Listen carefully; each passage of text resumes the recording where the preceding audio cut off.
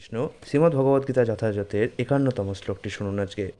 কর্মজং বুদ্ধি যুক্তা হি ফলং ত্যক্তা মনীষিণ জন্মবন্ধর বিনির্মুক্তা পদং গচ্ছন্ত নাময়ম। অর্থাৎ মনীষীগণ ভগবানের সেবায় যুক্ত হয়ে কর্মজাত ফল ত্যাগ করে জন্মমৃত্যুর বন্ধন থেকে মুক্ত হয়। এভাবে তারা সমস্ত দুঃখ দুর্দশার অতীত অবস্থা লাভ করেন। এর তাৎপর্য প্রপাত আমাদের বলেছেন, জড়জগতের দুঃখ দুর্দশা যেখানে নেই, মুক্ত পুরুষেরা সেখানেই অবস্থান করেন।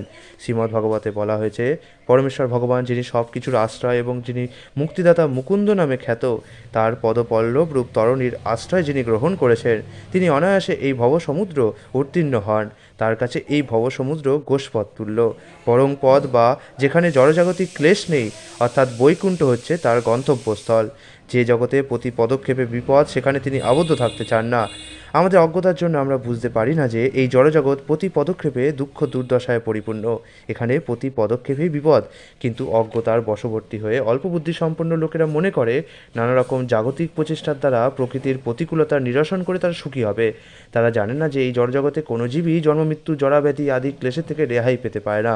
কিন্তু যে মানুষ তার স্বরূপ উপলব্ধি করে বুঝতে পেরেছেন যে তিনি ভগবানের নিত্যদাস, তিনি তখন ভক্তিযোগের পথ অবলম্বন করে ভগবানের সেবায় নিজেকে নিয়োজিত করেন।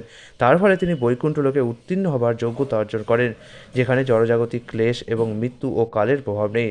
আত্মার স্বরূপ উপলব্ধি করতে পারার সঙ্গে সঙ্গে আমরা ভগবানের মহিমান্বিত স্বরূপ উপলব্ধি করতে পারি। ভ্রান্তিবশত যে মানুষ মনে করে ভগবান ও সে একই স্তরে অবস্থিত, অর্থাৎ যে মানুষ মনে করে সেই ভগবান, তার পক্ষে ভক্তি সহকারে ভগবানের সেবা করা কখনোই সম্ভব নয়।